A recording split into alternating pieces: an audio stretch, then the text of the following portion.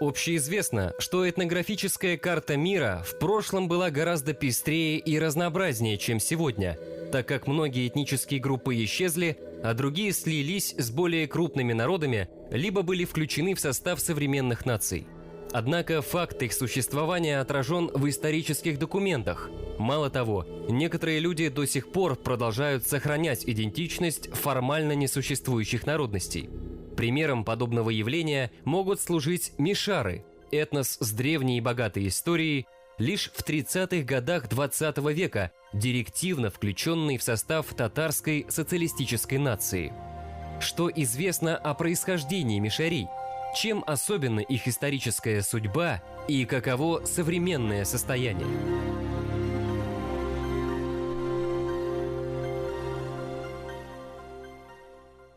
В масштабах России этноним мишарей, как правило, известен лишь узкому кругу этнографов и историков. Однако в районах их расселения, в Поволжье и на Южном Урале, это имя у всех на слуху. Не это ли является свидетельством того, что народное название «мишар» по-прежнему имеет хождение в живой речи? Действительно, в Башкортостане, Нижегородской, Ульяновской, Саратовской, Челябинской и других областях потомки мишарей сохраняют свою идентичность, и многие знают о том, что они некогда были отдельным народом. Вопрос происхождения мишарей был и остается дискуссионным. Многое в их этногенезе остается загадкой. Тем не менее, большинство исследователей единодушно в том, что этноним «мишар» связан с названием исторической области Мещера, которая локализуется на правобережье Оки и по ее притоку реке Макша. Скорее, это повелось уже в научной традиции говорить о Мещере как о каком-то древнем народе, который якобы обитал на этой территории. И, соответственно, вот он там, значит, был. Там у нас есть Мордва, есть Меря, есть Мурама. Ну, Мурама реально зафиксирован тоже, да, на Нижней Клязьме русскими источниками. Есть вот еще некая Мещера, которая тоже будто бы народ. На самом деле никаких доказательств, что Мещера – это особый народ, у нас нет, а уж тем более говорить о том, как это иногда пишут на каких-то там школьных даже учебниках встречается, что Мещера – это какие-то финно-угорские племена, ну, об этом просто никакой речи нет. Действительно, название Мещера впервые фиксируется в источниках именно как название местности. Причем первое упоминание о ней восходит к временам почти легендарным. Готский историк VI века Иордан в своем сочинении под названием «О происхождении и деяниях гетов» оставил перечень народов, завоеванных королем остготов Германрихом, среди которых упоминаются Меря и Мордва. «In abronkans merens, mordens in miscaris». То есть там написано «меренс» и «морденс». «Энс» – это окончание вот винительного падежа. Ну, то есть там предложение идет такое, что Германарих покорил кого-то, да, значит, соответственно, все эти имена в винительном падеже. И, соответственно, эти окончания следует отбрасывать. То есть, ну, корень мы получаем «мерье», как-то по-готски должно было звучать, и «мордья». Ну, почему «мискарис» и «мещера» – это слова одного порядка? Потому что русское «щ» действительно может происходить из старого «ски». Даже более того, можно предположить, что уже во времена готов это «мискарис» могло произноситься как «мишкарис». Это нормальное отражение русского «мещера». Соответствие древнего иордановского названия «Мордия» с современной «Мордвой» представляется весьма проблематичным, поскольку экзоэтноним «Мордва» никогда не был самоназванием народов Эрзя и Мокша, коренного населения Мордовии. Поэтому, по мнению Владимира Напольских, он обязан происхождением кочевому ираноязычному племени мардов, которые поселились в области Мискар или Мишкар. Попав под влияние местной этнической среды, их потомки ассимилировались среди финноязычных племен. Ну и вот предполагаю я, что это иранская группа, которая вот таким образом могла прийти с территории, может быть, достаточно юго-западной Сибири, например, на территории вот этого вот Поволжья, правобережья Волги. Ну и как раз здесь, в первые века нашей эры, мы находим очень своеобразные памятники, так называемые курганы Андреевско-Писиральского круга, которые раскопаны коллегами нашими из Самары, да много кто их копал там. В годы монгольского нашествия мордовские земли подверглись нещадному разгрому. Персидский историк XIV века Рашид ад-Дин писал, что в 1237 году после разгрома кыпчаков сыновья хана Джучи занялись войной с Мокшей, Буртасами и Арджанами и в короткое время завладели ими. Мокша и Арджаны – это, несомненно, Мокша и Эрзя. Что касается буртасов, то ими, вероятно, были те самые марды в Мещере. Буртасы или бурдасы упоминаются в арабских источниках, начиная с IX века. Чередование фонем «б» и «м» в тюркских языках обычное дело. Можно сказать «бурун», то есть «нос», а можно сказать «мурун», тоже «нос». В основе этнонимов «мирдас», «бурдас» угадывается иранский корень «мард», то есть «человек». Его же мы видим в этнониме удмуртов. «Уд» плюс «мурт» означает «удский» или «водский человек». В любом случае, соотнесение предков мишарей с буртасами всего лишь одна из возможных реконструкций. По всей вероятности, именно их этноним уже в форме коллективности Мордва был ошибочно перенесен русскими людьми на Эрзию и Мокшу. В эпоху Золотой Орды территория Мещеры стала тем местом, куда переселялись разного рода степные изгнанники, искавшие убежище на территории русских княжеств. В 1452 году городец Мещерский со всей областью был пожалован царевичу Касимову. Ныне это город Касимов Рязанской области. Некогда он был центром вассального удельного Касимовского ханства, входившего в состав Московского царства. Касим умер в 1469 году. Сын Улу Мухаммеда, бывшего хана Золотой Орды и основателя Казанского ханства, внука Чингисхана Тука Тимура. После убийства отца в 1446 году царевич Ханзаде Касим перешел на русскую службу. В недрах Касимовского ханства царское правительство сформировало сословие служилых татар на основе ордынских выходцев, в том числе нагайцев и башкир, а также местных мишарий. Массовый приток конных воинов из тюркской степи привел к резким изменениям в жизни коренного населения Мещеры, а именно к его языковой тюркизации, милитаризации образа жизни, привитию элементов всаднической культуры. Убедительно говорить о процессе тюркизации тех регионов, в которых сложился мишарский этнос, можно только начиная с золотоордынского времени, когда появился улус Мухше, Наровчатское княжество русских источников, когда сформировался городской центр в Темникове на территории нынешней Мордовии, и особенно уже в послезолотоордынское время, когда начался приток служилой знати из постордынских государств на юго-восточной границе русского государства, тогда, когда, собственно, функционировало, когда существовало Касимовское ханство. Сложение мишарского диалекта – это процесс, который имел место между XIV и XVI веками, то есть конец XIV, XV и XVI века. Став служилым народом, мишары принимали участие во многих военных кампаниях Московского царства, в том числе во взятии Казани войсками Ивана IV. В 1794 году мишарские депутаты Уфимского наместничества Абдул-Кадыр Абдул-Каримов с товарищи писали в своем прошении генерал-прокурору Самойлову: «Мещеряцкий наш народ за верное и беспорочное предков наших российскому скипетру службы как при взятии Казани, так и при других многих тогдашнего времени случаях жалованы были в разных местах на Нагорной стороне Волги поместными дачами». Процесс вхождения Башкирии в состав Московского царства завершился лишь к началу XVII века. Башкирское подданство было договорным, ибо предполагало определенные условия, которых должны были придерживаться стороны. Чтобы упрочить свое положение, во второй половине XVII века правительство начинает переселять в Башкирию служилых мишарей, обеспечивая их поместными окладами на отошедших к казне башкирских землях в окрестностях Уфы. Так было положено начало разделения мишарского народа на две группы – мишарии Поволжья и мишарии Башкирии. С этого момента судьба последних навсегда сплелась с историей коренного народа края – башкир. Фонд казенных земель был ограниченным, поэтому последующие группы мишарей, потянувшиеся в вольную Башкирию вслед за первыми, были вынуждены селиться на башкирских землях уже в качестве припущенников. Припущенник – Арендатор башкирских вотчин на основе срочного договора о припуске с условием выплаты натурального или денежного оброка. Припущенниками башкир, как правило, становились переселенцы из числа представителей народов Поволжья, а также безземельные башкиры. Поскольку институт припуска начал действовать и действовал хорошо, и этот механизм стал известен, но, разумеется, это было очень удобно для того, чтобы переселиться на башкирские земли, получить большое количество земель в качестве припущенников.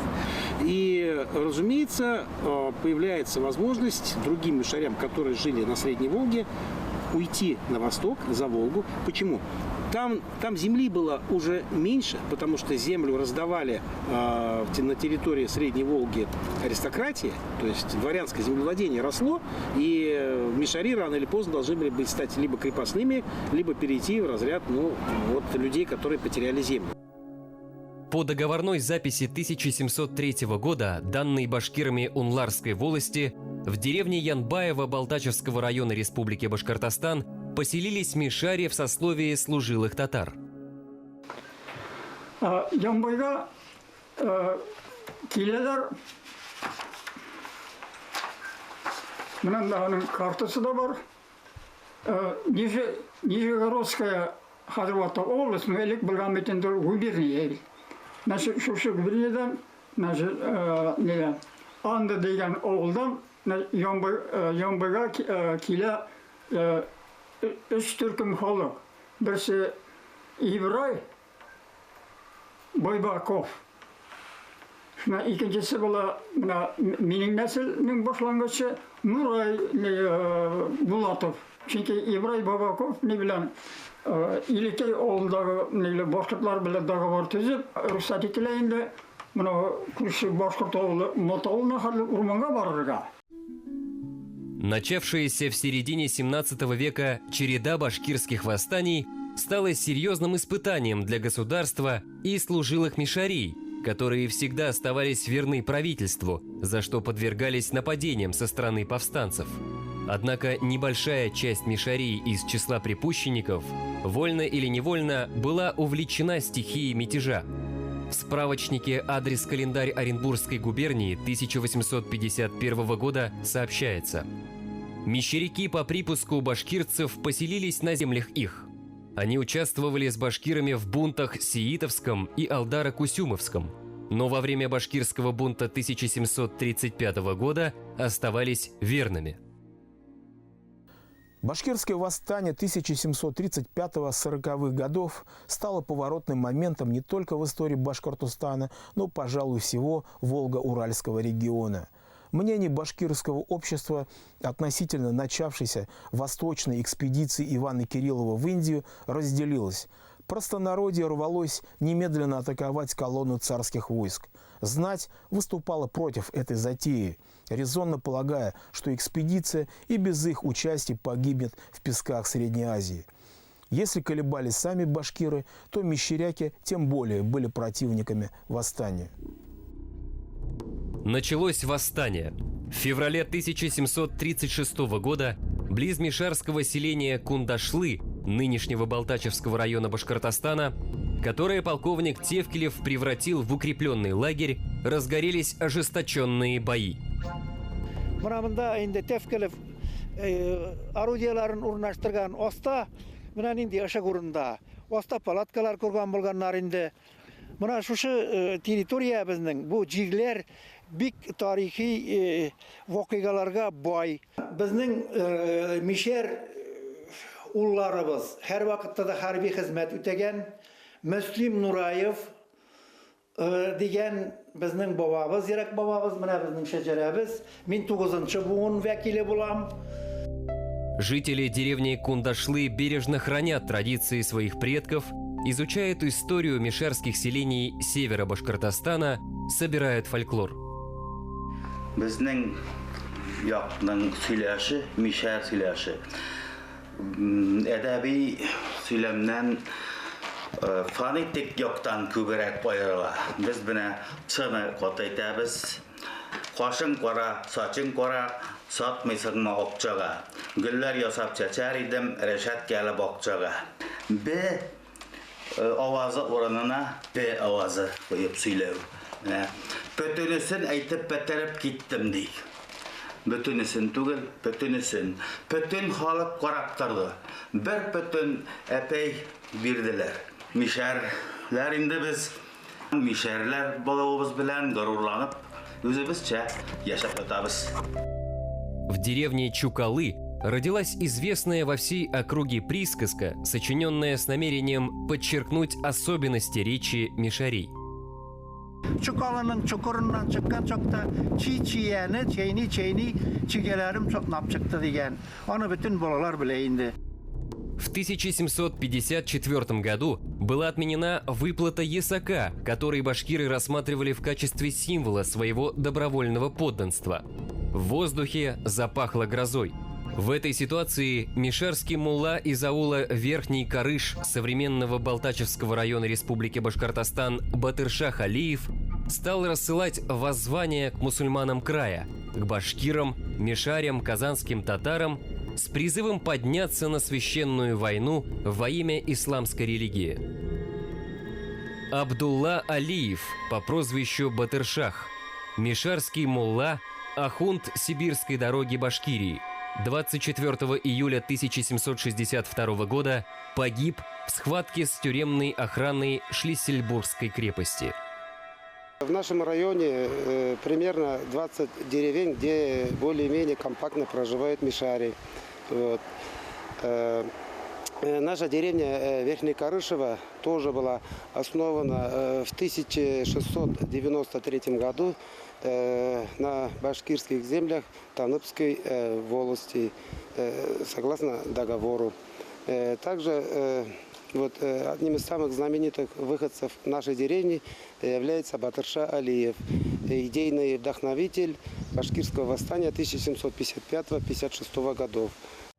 Призрак общемусульманского восстания, порожденный в воображении властей возмутительными письмами мятежного имама, возможно, имел большие последствия, чем непосредственные боевые действия, в которых приняли участие лишь башкиры ряда южных властей.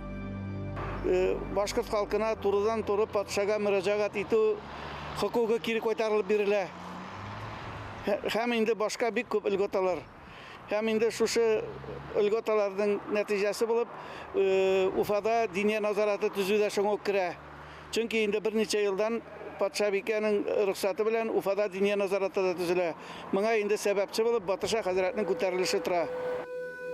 Находясь под стражей в Шлиссельбургской крепости, Батыршах Алиев пишет письмо императрице Елизавете Петровне с объяснением причин башкирского восстания и описанием положения мусульман. Этот литературный памятник является уникальным историческим источником, поскольку написан человеком, знавшим ситуацию в Башкирии середины XVIII века изнутри. Батыршах призвал свой народ к объединению с башкирами в их борьбе за свободу. Однако его идеализм разбился о прозу жизни. Слишком глубоки были социальные границы между народами. Мишарская старшина понимала, что будущее тогда еще малочисленной мишарской общины всецело зависит от доброй воли правительства. Поэтому из прагматических соображений она не желала ставить на кон свою судьбу, хотя многие мишари, как пишет Батыршах, сочувствовали башкирам. Ведь что помешало бы правительству в случае проявления нелояльности выселить всех мишарей из обжитых ими мест, скажем, в Сибирь?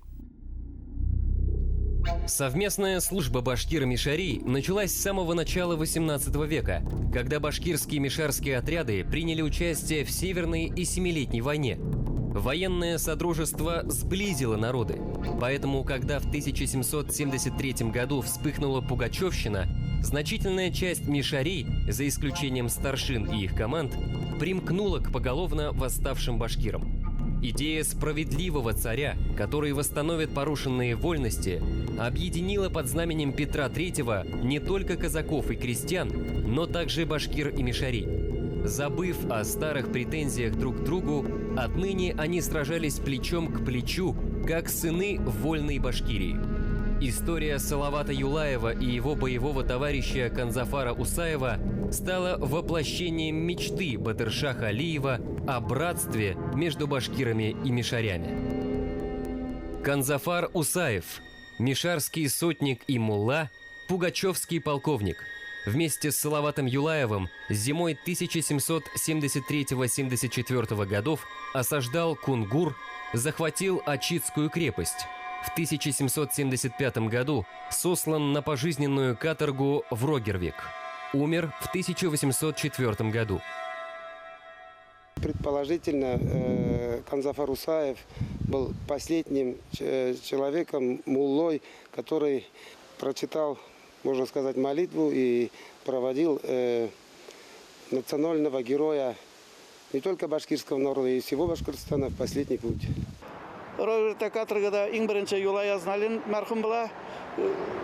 Канзафар Усаев dini bilimni, yuqori dini bilimli shaxs. Ham endi Salovat Yo'layevning aytsin, jinoza namozlari o'qib, musulmon tartiblarini keltirib jirli.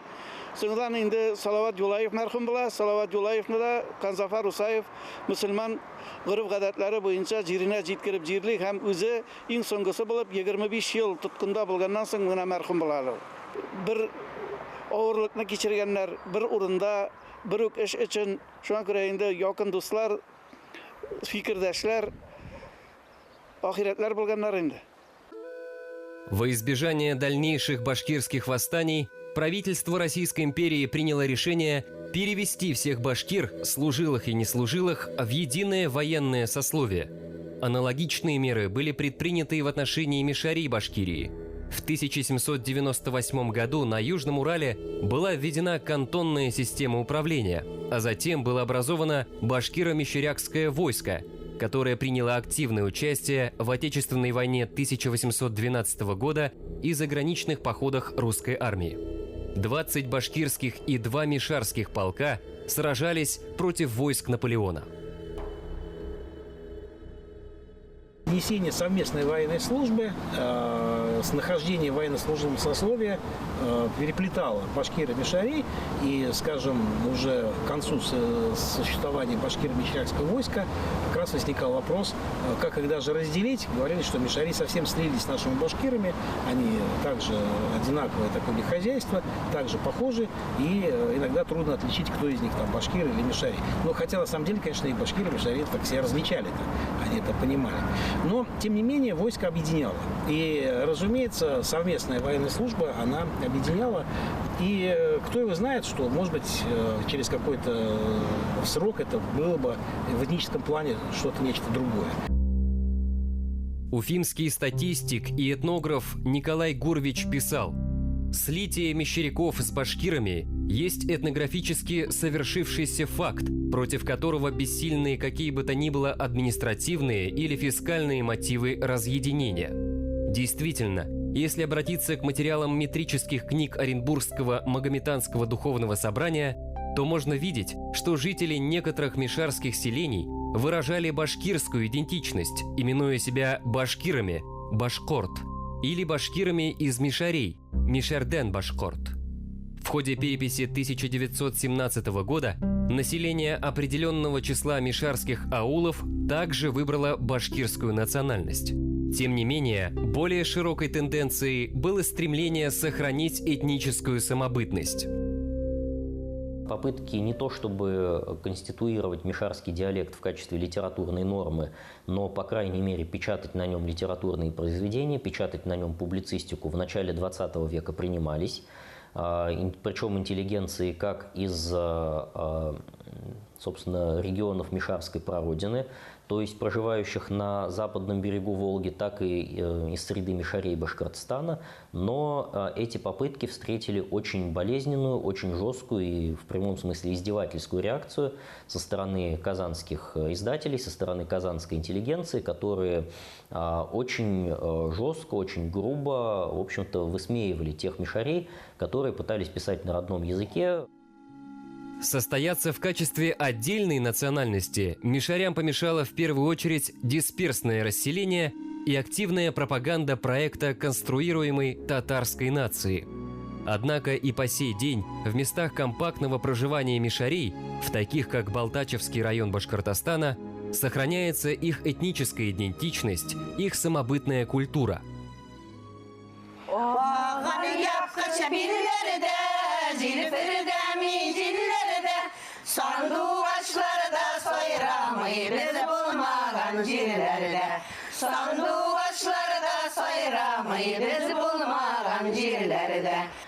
Біздің репертуарыбызда енді халық жырлары, тоқмаклар, мінәжетлер.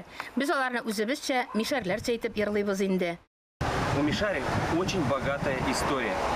Но, к сожалению, за 100 с лишним лет многое утеряно в культуре, в традициях, обычаях. Именно поэтому при Доме дружбы народов Республики Башкортостан создается филиал Дома дружбы народов Республики Башкортостан, Мишарский историко-культурный центр, который будет заниматься изучением, возрождением мишарской культуры. Динамика численности мишарий Башкортостана выглядит так. В 1735 году их насчитывалось 25 тысяч человек обоего пола. В 1795 году – 46 тысяч. В 1851 году – 100 тысяч. Согласно переписи 1926 года, в Советском Союзе насчитывалось 242 тысячи мишарий, из которых больше половины проживало в Башкирской АССР. Однако к следующей переписи от них не осталось и следа. Накануне переписи 1937 года, и окончательно это было реализовано в переписи 1939 года, было принято административное решение, что, в общем-то, всех представителей мишарского этноса, даже если они сами определяют себя в качестве мещеряков или в качестве тюменов, например, а в Башкирии имело место и такое, что их всех просто необходимо засчитывать в качестве татар. Абдулла Алиев по прозвищу Батыршах, соратник Салавата полковник Канзафар Усаев, участники башкирского национального движения Абдрашид Бигбавов, Усман и Халил Терегуловы, Гази Загитов, водрузивший красное знамя над павшим Рейхстагом. Вот далеко не полный список имен славных сынов мишарского народа Башкортостана.